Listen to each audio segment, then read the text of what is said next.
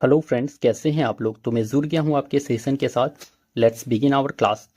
तो our first question is, पुस्तक unhappy India किसने लिखा। तो अनहैप्पी इंडिया लाला लाजपत राय, अबुल कलाम आजाद, महात्मा गांधी या इनमें से कोई नहीं। तो अनहैप्पी इंडिया जो लिखा है वो लाला लाजपत राय ने लिखा है। ठीक है, अनहैप्पी इंडिया लाला लाजपत राय। उसके बाद याद रखिए यंग इंडिया। यंग इंडिया भी लाला लाजपत राय ने ही लिखा है, यंग इंडिया। और साथ में याद रखिए मेजनी की जीवनी। मेजनी की जीवनी। तो तीन बुक याद रखना है आप लोगों को। एक unhappy India, young India and Mazzini की जीवनी, ये लाला लाजपत राय ने ही लिखा है। ठीक है, और ये आपके लिए इंपॉर्टेंट हो जाता है क्योंकि बुक से रिलेटेड आप क्वेश्चन आपके बीपीएससी में देखने को जरूर मिल जाएगा। तो वीवीआई हो जाता है ये आपके लिए। ठीक है, अबुल कलाम आजाद से याद रखिए इन्होंने एक बुक लिखा है, India wins freedom. India wins freedom. India wins freedom जो लिखा है वो अबुल कलाम आज़ाद ने लिखा है। ठीक है, India wins freedom Abul Kalam Azad का एक पुस्तक है। और इनका एक मैगजीन है, मैगजीन, अबुल कलाम आज़ाद का एक मैगजीन है जिसको पत्रिका कहते हैं, वो है अल हिलाल। अल हिलाल। तो अल हिलाल पत्रिका जो लिखा है वो अबुल कलाम आज़ाद ने लिखा है। ठीक है, और एक बुक लिखा है इंडिया विंस फ्रीडम। ओके, इतना क्लियर हो गया। अबुल कलाम आज़ाद के बारे में एक बात याद रखिए, ये पहले हमारे शिक्षा मंत्री थे। फर्स्ट जो हैं एडुकेशन मिनिस्टर, मतलब पहले शिक्षा मंत्री कौन है, तो आपके अबुल कलाम आज़ाद ही हैं। ठीक है, फर्स्ट एडुकेशन मिनिस्टर हैं ये आपके। आपसे पूछ लेगा कि सबसे प्रथम जो है एडुकेशन मिनिस्टर या शिक्षा मंत्री कौन थे, तो वो अबुल कलाम आज़ाद ही हैं। ठीक है, और देखिए 11 नवंबर को इनका जन्म जन्म हुआ था। अबुल कलाम आज़ाद का जन्म 11 नवंबर को, इसलिए 11 नवंबर को राष्ट्रीय शिक्षा दिवस मनाया जाता है। राष्ट्रीय शिक्षा दिवस। ठीक है, राष्ट्रीय शिक्षा दिवस 11 नवंबर। आपसे पूछ लेगा राष्ट्रीय शिक्षा दिवस कब मनाया जाता है, तो 11 नवंबर को मनाया जाता है। ठीक है, 11 नवंबर को अबुल कलाम आज़ाद का जन्म हुआ था। ठीक है, तो इसीलिए 11 नवंबर को राष्ट्रीय शिक्षा दिवस मनाया जाता है। ठीक है, एक बात और याद रखिए, सबसे कम उम्र और सबसे लंबा टाइम तक कांग्रेस के अध्यक्ष कौन रहे थे, तो अबुल कलाम आजाद ही। ठीक है, आपसे पूछ लेगा कि सबसे कम उम्र, सबसे कम उम्र और जो है सबसे लंबा टाइम तक, सबसे लंबा समय तक, टाइम तक कांग्रेस के अध्यक्ष, कांग्रेस के अध्यक्ष। क्वेश्चन ऐसे आएगा कि सबसे लंबा समय तक कांग्रेस के अध्यक्ष रहने वाले कौन थे, तो अबुल कलाम आजाद आंसर होने वाला है। ठीक है, या आपसे पूछ लेगा सबसे कम उम्र के कांग्रेस के अध्यक्ष कौन थे, तो वो अबुल कलाम आजाद ही हैं। ठीक है, तो दो बात याद रखिएगा, सबसे कम उम्र के अध्यक्ष अबुल कलाम आजाद, सबसे लंबा टाइम तक कांग्रेस के अध्यक्ष तो वो अबुल कलाम आजाद। ठीक है, इतना बात क्लियर हो गया। महात्मा गांधी से एक बुक याद रख लीजिए आप लोग, यंग इंडिया। यंग इंडिया किसका है, तो ये महात्मा गांधी का एक बुक का नाम है। ओके फ्रेंड्स, तो चलिए फिर नेक्स्ट स्लाइड में। संविधान दिवस कब मनाया जाता है, दिवस से रिलेटेड क्वेश्चन वीवीआई होता है। ठीक है, तो संविधान दिवस कब मनाया जाता है, 26 नवंबर, 22 जुलाई, 22 मार्च, इनमें से कोई नहीं। एक क्वेश्चन यहां से आपको दिवस से देखने को जरूर मिलेगा आपके एग्जाम में, तो इसको याद अच्छे से रख लेंगे। तो संविधान दिवस जो है वो हमारा 26 नवंबर को मनाया जाता है, संविधान दिवस। ठीक है, उसके बाद 22 जुलाई यहाँ आ गया, तो 22 जुलाई को होता है वो झंडा दिवस। ठीक है, झंडा दिवस कब मनाया जाता है, तो 22 जुलाई को झंडा दिवस, 22 जुलाई। 22 मार्च को क्या मनाया जाता है, तो जल दिवस। जल दिवस मतलब कि वाटर डे, 22 मार्च। ठीक है, 22 मार्च को जल दिवस। 22 अप्रैल को क्या मनाया जाता है, तो 22 अप्रैल को मनाया जाता है अर्थ डे, मतलब कि पृथ्वी दिवस। ठीक है, 22 अप्रैल को अर्थ डे मतलब कि पृथ्वी दिवस मनाया जाता है। इस बात को भी आप लोग याद रखते हुए चलेंगे। तो चलिए, संविधान दिवस जो है 26 नवंबर को याद लेना है। और एक बात रख लीजिए, देखिए 22 जुलाई 1947 को है, 22 जुलाई 1947 को संविधान सभा जो है ना, झंडा को स्वीकार किया था। ठीक है, 22 जुलाई 1947 को संविधान सभा ने झंडा स्वीकारा, झंडा स्वीकार किया। तो आपसे पूछ लेगा कि झंडा को कब स्वीकार किया गया था संविधान सभा के द्वारा, तो वो 22 जुलाई 1947 को संविधान सभा के द्वारा जो है झंडा को स्वीकार किया गया था। ठीक है, इतना बात आप लोग याद रख लीजिएगा। तो चलिए फिर नेक्स्ट स्लाइड में। कांग्रेस के किस अधिवेशन में पूर्ण स्वराज का लक्ष्य रखा गया? 1929 लाहौर अधिवेशन, 1906 कोलकाता अधिवेशन, 1918 बंबई अधिवेशन, इनमें से कोई नहीं। तो देखिए मेरे भाई, पूर्ण स्वराज का लक्ष्य जो रखा गया है, ये रखा गया है आपका 1929 के लाहौर अधिवेशन में, ठीक ना, 1929 के लाहौर अधिवेशन में। और इसी दिन तय हुआ था कि 26 जनवरी को जो है पूर्ण स्वराज दिवस मनेगा। 26 जनवरी को पूर्ण स्वराज दिवस मनेगा, पूर्ण स्वराज दिवस मनाया जाएगा, मनाया जाएगा। मतलब इसी अधिवेशन में जो है तय हुआ था कि 26 जनवरी को पूर्ण स्वराज दिवस मनाया जाएगा, ठीक है। उसके बाद देखिए, एक बात और याद रखिएगा कि लाहौर अधिवेशन के अध्यक्ष कौन थे? तो लाहौर अधिवेशन के जो अध्यक्ष थे आपके, तो ये अध्यक्ष कौन थे आपके लाहौर अधिवेशन के अध्यक्ष? तो ये थे पंडित जवाहरलाल नेहरू, पंडित जवाहरलाल नेहरू। लाहौर अधिवेशन के अध्यक्ष कौन थे? तो पंडित जवाहरलाल नेहरू आपके लाहौर अधिवेशन के अध्यक्ष थे। लाहौर अधिवेशन के अध्यक्ष कौन? तो पंडित जवाहरलाल नेहरू, ठीक है। और देखिए, पहली बार जो है पहली बार तिरंगा जो फहराया गया तो इसी अधिवेशन में फहराया गया था। पहली बार तिरंगा फहराया गया, तिरंगा फहराया गया। पहली बार आपसे पूछ लेगा पहली बार तिरंगा किस अधिवेशन में फहराया गया? तो पहली बार तिरंगा जो है 1929 के लाहौर अधिवेशन में ही फहराया गया था। इसको भी आप लोग याद रखते हुए चलेंगे, ठीक है। अच्छा, तिरंगा का डिजाइन मेरे भाई वो किसने बनाया है? तिरंगा का डिजाइन, तो तिरंगा का जो डिजाइन बनाया है, डिजाइन जो बनाया है किसने बनाया? तो तिरंगा का जो डिजाइन बनाया वो पिंगली वेंकैया ने बनाया। आपसे पूछ सकता है कि तिरंगा का डिजाइन किसने बनाया था? तो पिंगली वेंकैया, वेंकैया। तिरंगा का डिजाइन किसने बनाया? तो पिंगली वेंकैया ने तिरंगा का डिजाइन बनाया है। तो चलिए फिर नेक्स्ट स्लाइड में, सेंट्रल हिंदू कॉलेज की स्थापना किसने की? डेट से रिलेटेड क्वेश्चन है, वीवीआई हो जाता है, ऐसा क्वेश्चन पूछा जा रहा है आपके बीपीएससी में और पूछ सकता है, ठीक है। तो वीवीआई टाइप में लेकर के इसे चलेंगे। तो central Hindu college, Annie Besant, बाल गंगाधर तिलक, सरोजनी नायडू या इनमें से कोई नहीं। तो सेंट्रल हिंदू कॉलेज जो है आपका एनी बेसेंट ने बनाया है, ठीक है। Central Hindu college Annie Besant, ठीक है। ये कहाँ की? जो एनी बेसेंट जो थी वो एक आयरलैंड की महिला थी। आयरलैंड की क्या थी? ये महिला थी, आयरलैंड की महिला थी। एनी बेसेंट आपकी जो है आयरलैंड की महिला थी, ठीक है। उसके बाद याद रखना है कि ये थियोसॉफिकल सोसाइटी की एक सदस्य थी, ठीक ना। थियोसॉफिकल सोसाइटी, थियोसॉफिकल सोसाइटी की एक सदस्य थी, सोसाइटी की एक सदस्य थी, ठीक। इनका एक पत्रिका याद रख लेंगे आप लोग, पत्रिका, मैगजीन जो है, मैगजीन, एनी बेसेंट का मैगजीन याद रखिएगा, new India and Commonwealth, new India और एक न्यू इंडिया एंड कॉमनवेल्थ, ठीक है। मैगजीन याद रख लीजिएगा, इंपॉर्टेंट है आपके लिए। New India and Commonwealth Annie Besant का मैगजीन है, पत्रिका है, ठीक है, न्यू इंडिया एंड कॉमनवेल्थ। ये देखिए, एनी बेसेंट जो है आपका होम रूल आंदोलन स्टार्ट की थी, होम रूल स्टार्ट की थी, होम रूल स्टार्ट की थी, होम रूल स्टार्ट की। और ये कहां से शुरू की? तो एनी बेसेंट जो शुरू की थी ये मद्रास के अडियार से, मद्रास के, होम रूल स्टार्ट की मद्रास के अडियार से, अडियार से। देखिए, आपका जो होम रूल आंदोलन था वो एनी बेसेंट भी स्टार्ट किए और बाल गंगाधर तिलक भी स्टार्ट किए हैं, ठीक है। तो एनी बेसेंट जो स्टार्ट किए वो महाराष्ट्र के अडियार से शुरू किए और बाल गंगाधर तिलक भी होम रूल स्टार्ट किए हैं, होम रूल स्टार्ट किए। बाल गंगाधर तिलक भी होम रूल स्टार्ट किए हैं, ठीक है। लेकिन ये कहां से स्टार्ट किए हैं? तो ये पुणे से किए हैं, पुणे से, पुणे से, पुणे से, पुणे से। और पहले होम रूल जो स्टार्ट किया है, पहले स्टार्ट किया है आपका बाल गंगाधर तिलक ने। होम रूल आंदोलन जो स्टार्ट किया है तो ये कब किए हैं? तो ये मार्च अप्रैल के मंथ में स्टार्ट किए हैं, मार्च अप्रैल के मंथ में स्टार्ट किए हैं। बाल गंगाधर तिलक जो है होम रूल पहले स्टार्ट किए हैं और ये मार्च अप्रैल के मंथ में स्टार्ट किए हैं।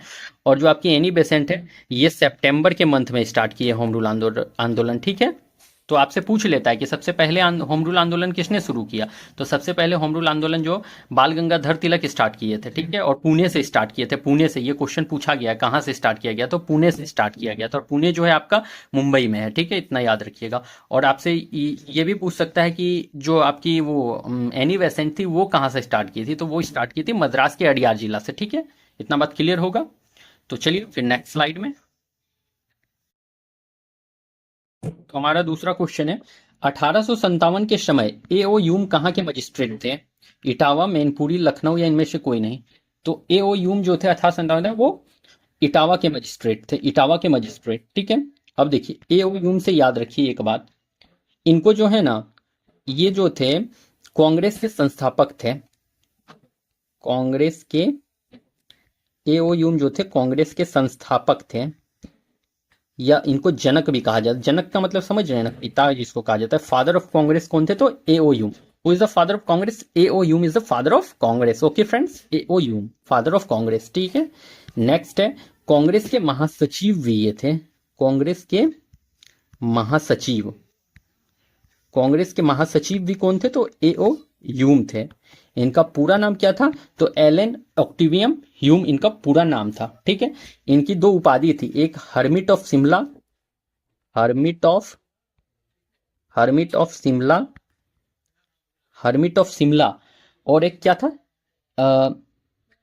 एक पीपल्स फ्रेंड, पीपल्स फ्रेंड।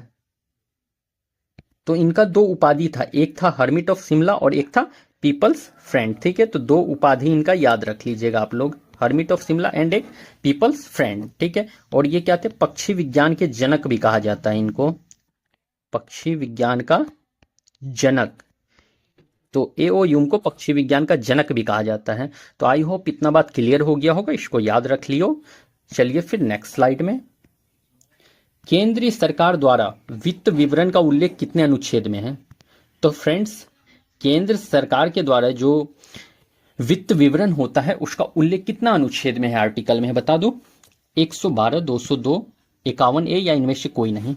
तो देखो, केंद्र सरकार द्वारा वित्त विवरण ये 112 में है, ठीक है, आर्टिकल नंबर 112 में है। और देखिए यहाँ पे राज्य सरकार द्वारा वित्त विवरण जो है वो आर्टिकल नंबर 202 में है, ठीक है। राज्य सरकार द्वारा वित्त विवरण, तो ये आर्टिकल नंबर 202 में है, ठीक है। 51A में क्या है, तो मेरे फ्रेंड्स, तो 51A में मौलिक कर्तव्य है, फंडामेंटल ड्यूटीज है, ठीक है, मौलिक कर्तव्य। 51A में क्या है, तो फंडामेंटल ड्यूटीज है। फंडामेंटल ड्यूटीज जो है 51A में है, इतना बात याद रख लेना। नेक्स्ट स्लाइड में चलो। शरीर की सबसे बड़ी ग्रंथि, यकृत, अग्नाशय, थायराइड या इनमें से कोई नहीं। तो शरीर की सबसे बड़ी ग्रंथि कौन सी है, बता दो। तो मेरे भाई, सबसे बड़ी ग्रंथि जो है आपका वो यकृत होने वाला है, ठीक है। शरीर का सबसे बड़ी ग्रंथि तो यकृत, जिसे लीवर कहा जाता है, लीवर इंग्लिश में, ठीक है। यकृत शरीर की सबसे बड़ी ग्रंथि है। अग्नाशय जो है आपका एक क्या है, अग्नाशय को पेनक्रियाज कहते हैं, ठीक ना। तो पेनक्रियाज आपका क्या है, एक मिक्स्ड ग्लैंड है, ठीक है। पेनक्रियाज क्या है, शरीर का सबसे बड़ा मिश्रित ग्रंथि है, मिक्स्ड ग्लैंड है, सबसे बड़ा मिश्रित ग्रंथि, इसको मिक्स्ड ग्लैंड कहा जाता है। सबसे बड़ा मिक्स्ड ग्लैंड क्या है, तो आपका पेनक्रियाज है, अग्नाशय, ठीक है। और थायराइड तो आप जानते ही हैं कि सबसे बड़ी अंतःस्रावी ग्रंथि है, सबसे बड़ी एंडोक्राइन ग्लैंड, सबसे बड़ी एंडोक्राइन ग्लैंड, एंडोक्राइन, सबसे बड़ा एंडोक्राइन ग्लैंड कौन सा है, तो आपका है थायराइड, ठीक है। तो सबसे बड़ा एंडोक्राइन ग्लैंड मतलब कि सबसे बड़ा अंतःस्रावी ग्रंथि तो थायराइड, और सबसे बड़ा मिक्स्ड ग्लैंड या फिर मिश्रित ग्रंथि तो अग्नाशय, ठीक है। और शरीर का सबसे बड़ा ग्रंथि कौन सा है, तो यकृत होगा, ठीक। इतना बात क्लियर हो गया। चलिए फिर नेक्स्ट स्लाइड में। प्रोटीन पाचन में कौन सा एंजाइम मदद करता है, तो प्रोटीन के डाइजेशन में मदद करता है पेप्सिन, लाइपेज, न्यूक्लियस या एमाइलेज। तो प्रोटीन पाचन में जो है आपका पेप्सिन मदद करता है, ठीक ना। इस तरह से याद रखिए, प्रोटीन पेप्सिन, ऐसे याद रखिए, इजिली याद रहेगा, ठीक ना। लाइपेज जो है आपका फेट के डाइजेशन में हेल्प करता है, फेट डाइजेशन में हेल्प करता है। तो लाइपेज जो है आपका, it will help in the fat digestion. Okay friends, fat digestion में आपका लाइपेज हेल्प करेगा। न्यूक्लियस आपका न्यूक्लिक एसिड के डाइजेशन में हेल्प करता है। न्यूक्लिक एसिड के डाइजेशन में आपका न्यूक्लियस हेल्प करता है। न्यूक्लिक एसिड के डाइजेशन में न्यूक्लियस आपका हेल्प करेगा।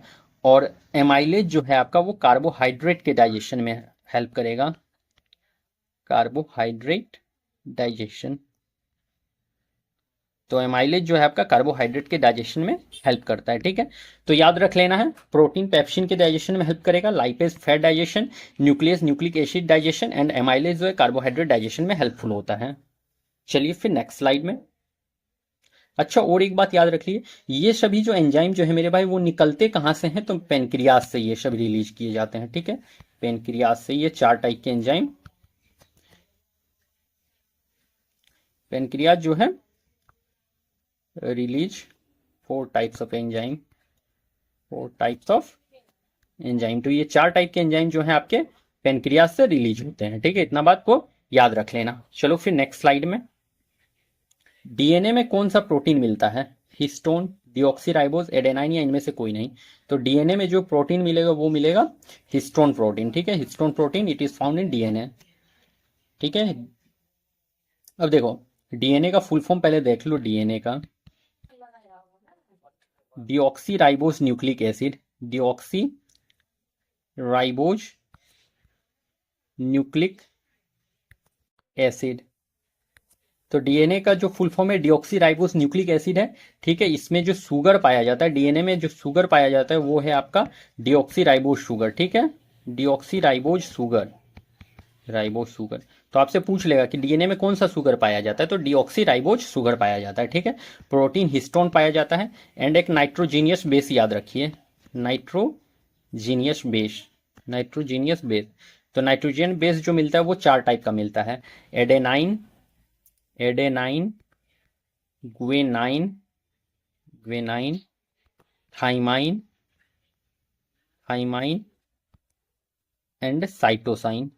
ठीक है, तो 4 तरह के नाइट्रोजनस बेस डीएनए में मिलता है, एडेनाइन, ग्वेनाइन, थाइमाइन, साइटोसाइन। ठीक है, 4 टाइप का बेस जो है आपका डीएनए में मिलता है। तो डीएनए का full form deoxyribose nucleic acid होता है, इतना भी ये भी याद रख लीजिएगा। चलिए फिर नेक्स्ट स्लाइड में। नाइट्रोजनस बेस 4 टाइप के, adenine, guanine, thymine and cytosine. Move to the next question. चट्टान में उगने वाला पौधा कहलाता है? इंपॉर्टेंट है, ऐसा क्वेश्चन आपके टीआरई 3rd में पूछा गया, आई होप इसमें भी पूछ लिया जाए 4th में। ठीक है, तो चट्टान में उगने वाला पौधा लिथोफाइट्स, जेरोफाइट्स, हेलोफाइट, इनमें से कोई नहीं। तो चट्टान में जो उगेगा उसे लिथोफाइट्स कहते हैं। जेरोफाइट्स किसे कहेंगे? जो बालू में उगने वाला है। ठीक है, बालू में होने वाला। ठीक है, और हेलोफाइट किसे कहेंगे? जो नमकीन मिट्टी में होता है, सॉल्टी सॉइल में होगा। ठीक है, तो नमकीन मिट्टी में उगने वाले को हेलोफाइट्स कहा जाता है। नमकीन मिट्टी में उगने वाले को हेलोफाइट्स कहा जाता है। और एक याद रखिएगा आप लोग, एपीफाइट्स, एपीफाइट्स। तो एपीफाइट्स कहाँ होता है मेरे भाई? तो दूसरे पौधे का सहायता से ऊपर जाता है, दूसरे पौधा की सहायता से ऊपर ग्रो करता है। ठीक है, करता है। तो एपीफाइट्स क्या है? तो दूसरे पौधा के सहायता से ऊपर ग्रो करता है, इतना बात याद रखना। चलिए फिर नेक्स्ट में। कांसा मिश्र धातु है? तांबा 3 लोहा, एल्युमिनियम पीतल, या फिर आपका पीतल और तांबा। तो कांसा जो है आपका क्या है? जो मिश्र धातु है आपका, तो कांसा को कहा जाता है ब्रोंज। तो ब्रोंज जो है आपका वो है तांबा और तीन का। ठीक है, तांबा 3 का जो है ब्रोंज है, तांबा और 3 का जो कांसा बना हुआ होता है तांबा 3 का। चलिए फिर नेक्स्ट स्लाइड में। विटामिन ए का रासायनिक नाम है वीवीआई। विटामिन वीवीआई है आपके एग्जाम के लिए, याद रख लीजिएगा। विटामिन से रिलेटेड नेम जरूर पूछेगा आपके एग्जाम में, तो वीवीआई है आपके लिए ये। ठीक है, रेटिनोल, टोकोफेरोल, एस्कॉर्बिक एसिड, इनमें से कोई नहीं। विटामिन ए का रासायनिक नाम तो रेटिनोल होने वाला है, रेटिनोल। ठीक है, और रेटिनोल, विटामिन ए की कमी से जो बीमारी होती है वो होती है रतौंधी, जिसे कि नाइट ब्लाइंडनेस कहा जाता है, और जीरोथेल्मिया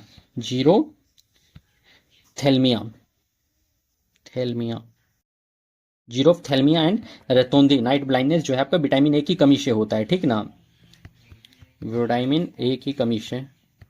तो विटामिन ए की कमी से होने वाला रोग जो है रतौंधी एंड जीरोप्थेल्मिया है, ठीक है। और विटामिन ए का रासायनिक नाम जो है रेटिनोल है। विटामिन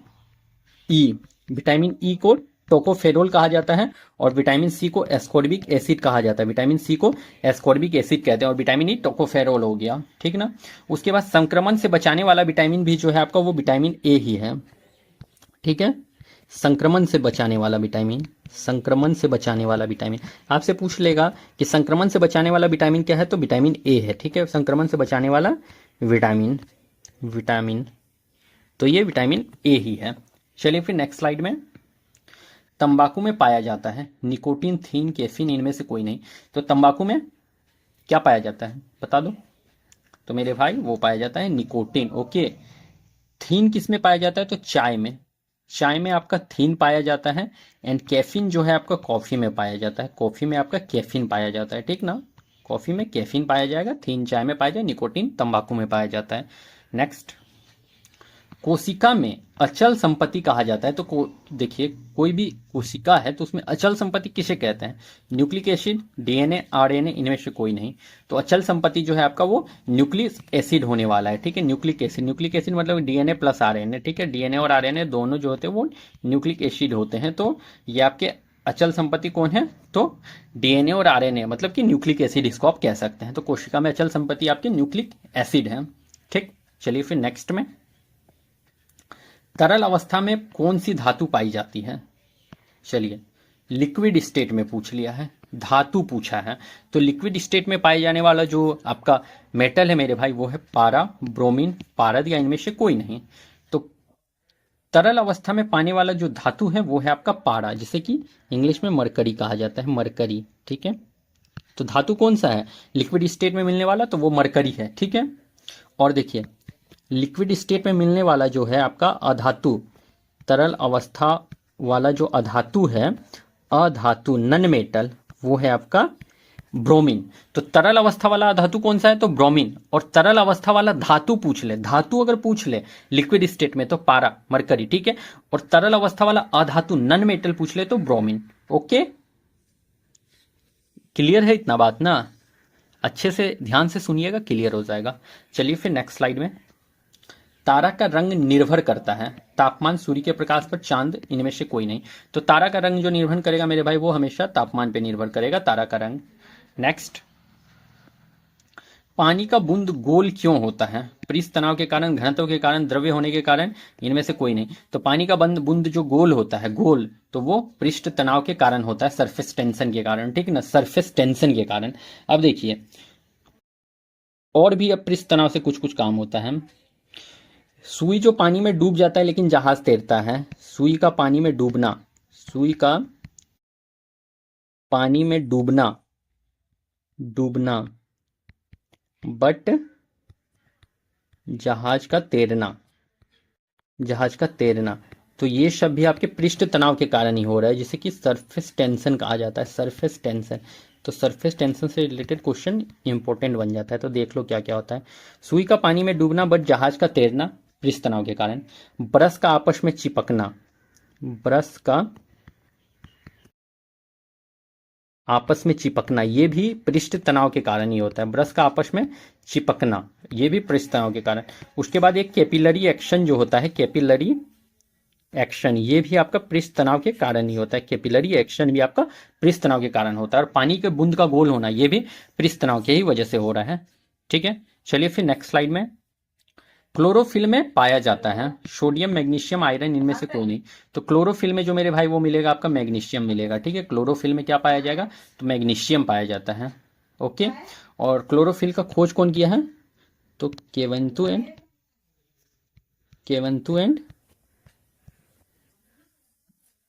प्लेटियर,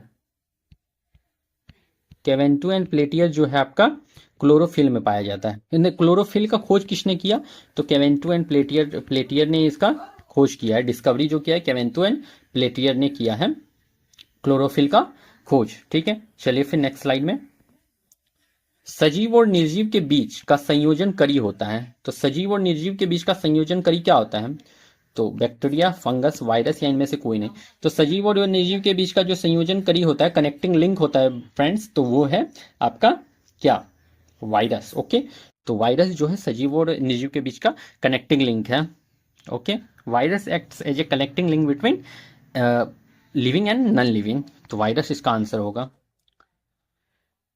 चलिए फिर नेक्स्ट क्वेश्चन में, कोशिका सिद्धांत का पालन नहीं करता है, बैक्टीरिया, वायरस, फंगस, इनमें से कोई नहीं। तो सेल थ्योरी, तो सेल थ्योरी का पालन कौन नहीं करता है?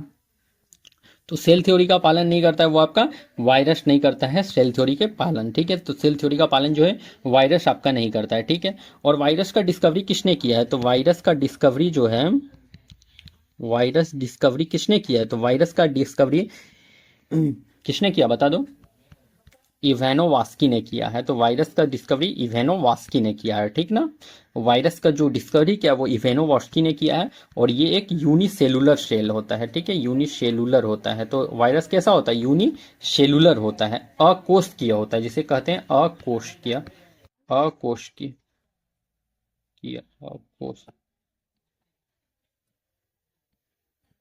कोष्ठीय, अकोष्ठ।